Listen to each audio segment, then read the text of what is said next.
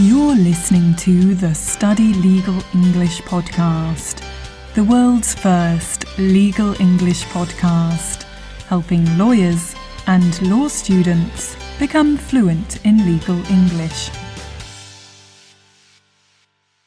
Hello and welcome to episode 43 of the Study Legal English podcast. I am your host Louise, and today we are looking at some legal English grammar. Yes, it's time for the subjunctive. But why? Why the subjunctive? Well, in the last podcast episode, I mentioned a phrase in the subjunctive. It was, I recommend an order be made for costs. And so this week I will attempt to explain how the subjunctive is formed, when we use it and why, so that you can use it like a pro. Last week we also introduced some new features to the Podcast Pro material, which should be helpful for legal English teachers. It's the ability to download and print the word lists so you can use them in class.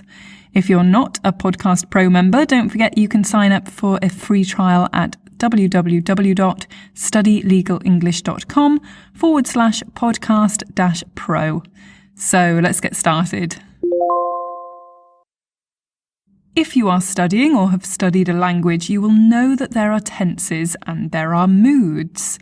Different tenses are used according to whether we are speaking about firstly, the past. For example, last week I advised him about the merger. Secondly, the present. I normally advise this client.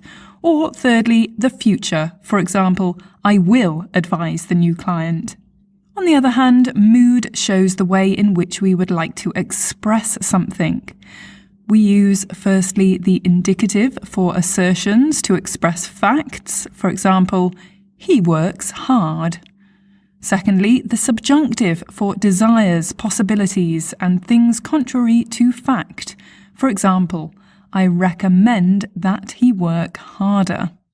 And thirdly, imperatives for commands. For example, work harder. The subjunctive is quite common in languages. I can speak about Italian and Portuguese because these are the languages that I speak, or at least try to speak. In Italian, it's known as the congiuntivo, and Portuguese, it's also known as the congiuntivo or subjunctivo. However, in modern British English, the subjunctive is rarely used, and when it is used, it's reserved for very formal situations. You should note that it's actually more common in American English than British English. In fact, in British English, we tend to avoid it if we can. And yet, when we come to legal English, we know that things are a little bit different.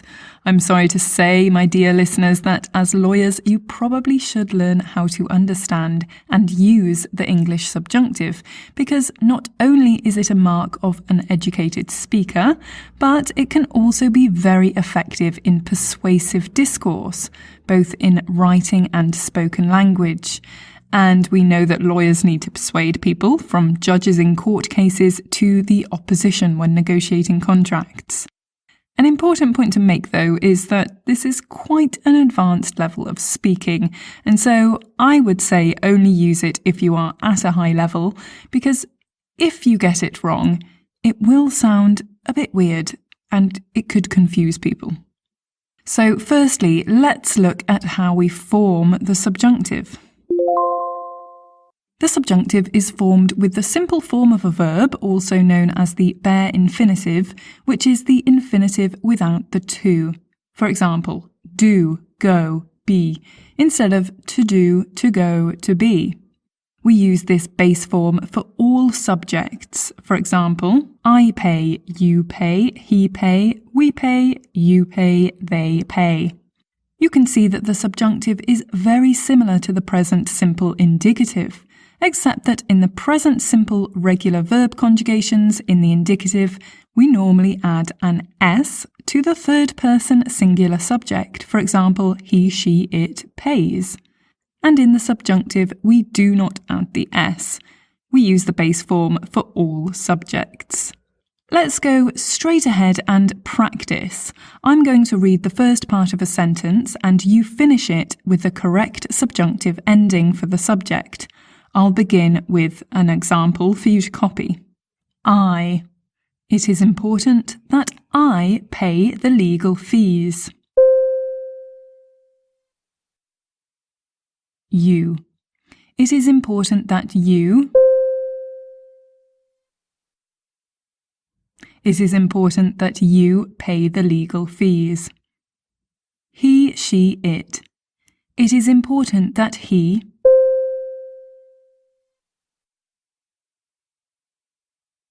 Pay the legal fees. It is important that he pay the legal fees. We. It is important that we.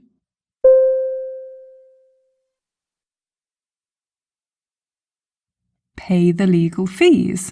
It is important that we pay the legal fees. You. It is important that you. Pay the legal fees. It is important that you pay the legal fees. They. It is important that they. Pay the legal fees. It is important that they pay the legal fees. You can see that the subjunctive is barely noticeable. In fact, it's really only noticeable with the third person singular because it is missing the S. We said it is important that he pay the legal fees instead of it is important that he pays the legal fees. Wow, it really is that simple. What were we so scared of? But, what about irregular verbs? Well, irregular verbs are more noticeable in the subjunctive because, of course, the conjugations in the indicative are more varied. But the formation of the subjunctive, as with the regular verbs, is, of course, still the same. And, well, we must admit it is quite simple. We take the base form of the verb and use that with each subject. Let's look at the verb to be. So, what is the base form? You've got it. Be.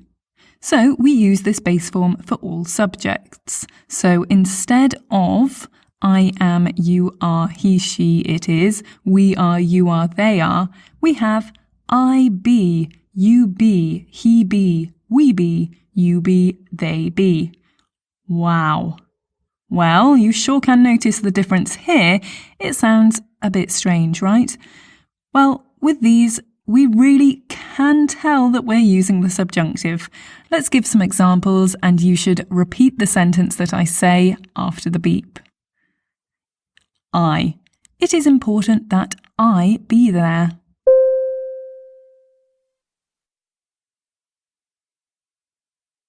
You. It is important that you be there.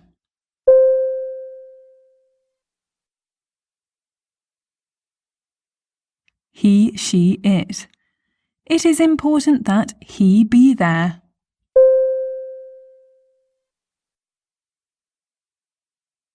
We.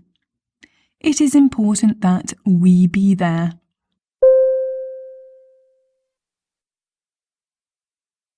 You. It is important that you be there.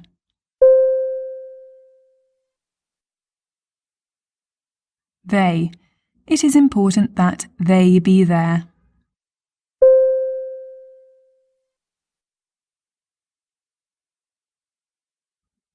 Great, so now we know how to form it, let's move on to when we use the subjunctive. So firstly, we can call this the first use. We use the subjunctive when we want to emphasize that something is important, unimportant, desirable or undesirable, and it can be helpful for lawyers in court, in negotiations, or when advising clients, in order to politely express commands and statements of necessity. Sentences are normally formed by using a phrase ending with the word that, followed by the subjunctive. Phrases include I, you, he, we, you, they advise that, recommend that, request that, and It is crucial that, it is essential that, and other similar phrases. I'm going to give you some examples which suggest a course of action, and you can repeat after the beep. I advise that the tenant gain the landlord's consent to assign the lease. I advise that the tenant gain the landlord's consent to assign the lease.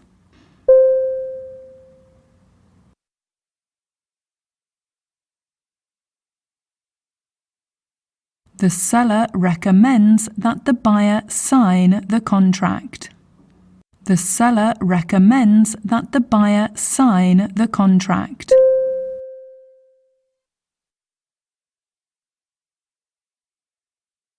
You could, in these instances, use the present indicative, although it's not strictly grammatically correct, but many British speakers do this.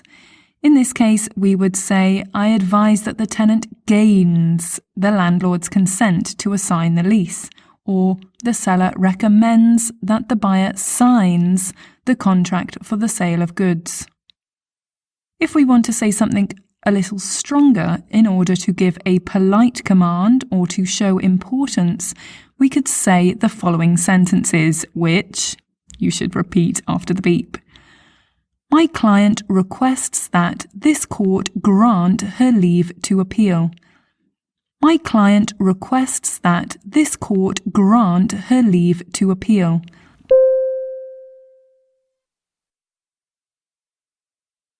It is crucial that he redraft this clause, taking into account applicable law.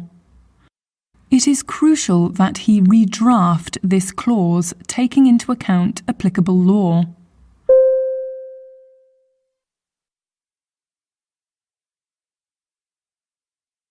It is essential that the appellant attend the hearing.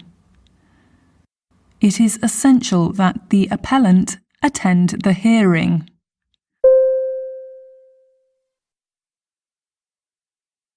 So, moving on, we still use this base form for the subjunctive even if the first verb is in the past or future.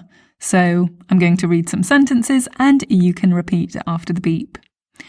I advised that the tenant gain the landlord's consent to assign the lease.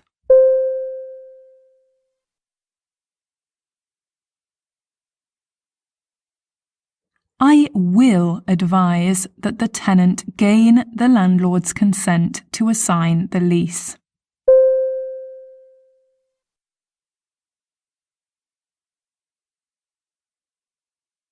So, what about if we want to give a negative sentence? To make a negative sentence, we place the word not before the subjunctive form. So, I'm going to read some sentences and you repeat after the beep. The seller recommends that the buyer not sign the contract.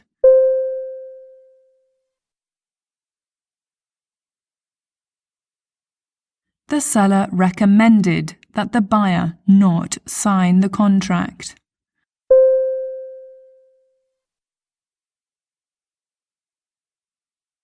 The seller will recommend that the buyer not sign the contract.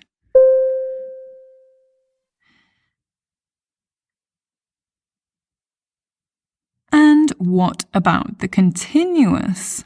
Well, we can actually use the continuous with the subjunctive, although it has virtually the same meaning as using the present subjunctive. So I'm going to read a sentence and you repeat after the beep. It is essential that you be waiting for the trustee when he arrives.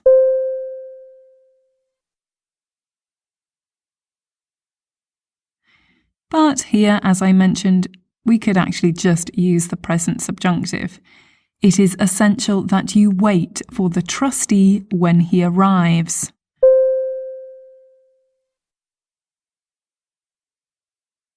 And what about the passive voice?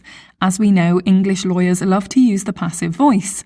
Normally, we form an active sentence with a subject plus a verb and an object. For example, the lawyer advises his client.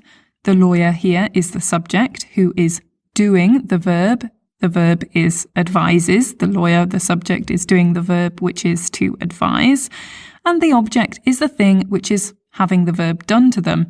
In this case, it's the client who is being advised. With the passive tense, the subject and the object change places. We form it with object plus the verb to be in the correct conjugation, plus the verb in the past participle, and then we add by and then the subject. For example, instead of the lawyer advises his client, we get the client is advised by the lawyer. Let's see if you can change an active subjunctive sentence into the passive subjunctive sentence. So I'm going to read an active subjunctive sentence and I want you to try to change it into the passive subjunctive sentence after the beep. The lawyer urged that the court dismiss the action.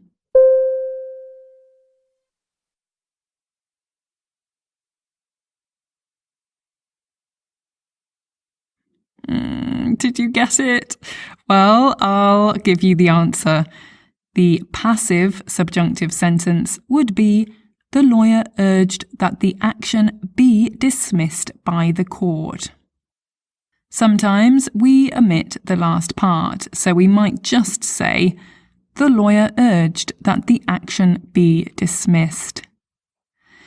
So here you can see that the only difference between the indicative passive and the subjunctive passive is that instead of conjugating the verb to be according to the subject, instead we just basically use the base form be, the subjunctive form. So let's move on to the next usage 2. Another usage of the subjunctive is what we call the past subjunctive, although it doesn't refer to the past. In fact, it really refers to hypothetical situations. We use it after words like if, wish, as though, suppose, unless. And the only verb where we notice the difference in the subjunctive, instead of just using the indicative past, is the verb to be, which is changed to were for all subjects.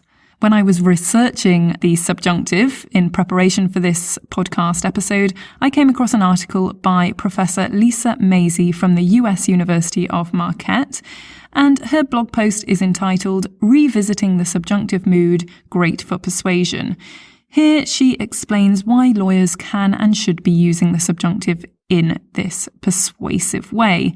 And she imagines a scenario in which you are presenting an argument in court. I'm going to read a little extract from her blog. She says, if you have to argue in the alternative, you can use the subjunctive mood to subtly indicate your doubt about a position. For example, let's say you have just concluded one part of an argument that, in your view, should end the case. Yet, you need to address the alternative. At some point, you could write, if the court were to hold for defendant, there would be no justice for injured plaintiffs. You see the subjunctive at work here because the conjugated verb to be does not match the subjunctive this court. We'd normally consider this court was as the grammatically correct form. By using the subjunctive, though, the writer is able to show her doubt that the court will, in fact, hold for the other side. It's subtle, but it can be effective. That's the end of the extract from that blog post. Just to note, Maisie uses the word plaintiff, which in British legal English is known as the claimant, after the Civil Procedure Rules 1998, which I spoke about in the last podcast episode. In US English, however, the term plaintiff is still used, and to confuse you even more, the term will be used in UK TV series and court cases predating the Civil Procedure Rules. Let's look at some more examples of the subjunctive in this way. Let's imagine you are cross-examining a witness about evidence they've already given and which you consider to be false. You could say, Remembering that perverting the course of justice is a common law offence, carrying a maximum sentence of life imprisonment, if I were you, I would think twice about giving any incorrect answers here.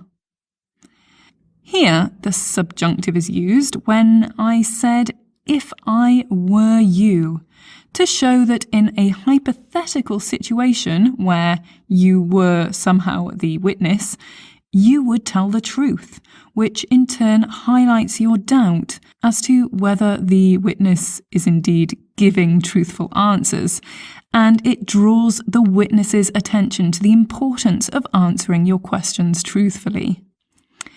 Let's listen to another example which highlights your doubt that a defendant is telling the truth. Okay, let's suppose, just for a moment, that he were telling the truth, at least perhaps about the weapon. It still would not prove his innocence. In this example, you are taking the judge and jury through a thought experiment, imagining a hypothetical situation. Through the tone of your voice and belittling the hypothetical situation, you are highlighting that this hypothetical situation really is not true. Or in other words, that you really don't believe that the defendant is telling the truth.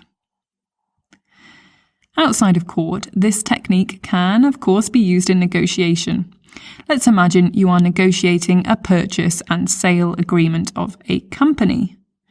This company is facing a potential lawsuit which you doubt will ever take place, and you also doubt that if this did take place, that the value of the company would be at risk. You could say something like, "Okay, let's just suppose for a moment that even after mediation, the other side were to proceed with legal action. In any case, it's highly unlikely that the other side would win."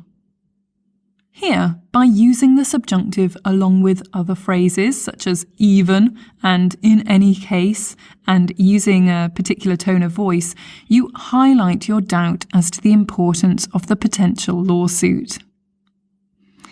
So let's do a quick recap. First of all, let's look at forming the subjunctive. We form the subjunctive by, first of all, changing was to were, changing am, is and are to be, and by dropping the final s from the third person singular form of regular verbs. For example, orders becomes order for every subject. And when do we use it? Well, we use it after that in certain phrases. For example, I recommend that, I request that, it's necessary that, and after if, wish, though, phrases like that. And why do we use it? Well, we use it to express an opinion, possibility, or an unreal situation, and it can be particularly helpful for lawyers who want to persuade or dissuade someone. So that's the end of today's episode where we've looked at the subjunctive. There are lots of exercises to practice what we learned today for Podcast Pro members, because I understand it's probably been a little bit confusing. Don't worry, it is really straightforward. So what I suggest is that if you've signed up and you're a Podcast Pro member, head over to studylegalenglish.com/episode 43 to practice. And then you will completely get the subjunctive. Today, you might have noticed that I've been speaking faster than normal because a listener commented that the podcast pace could speed up a bit. If you agree, or if you have other comments, for example, questions about the subjunctive, remember you can always send me an email at info@studylegalenglish.com or message me on our Facebook or Twitter page, and of course I will try to get back to you and answer your questions. So, thank you for listening and see you next time.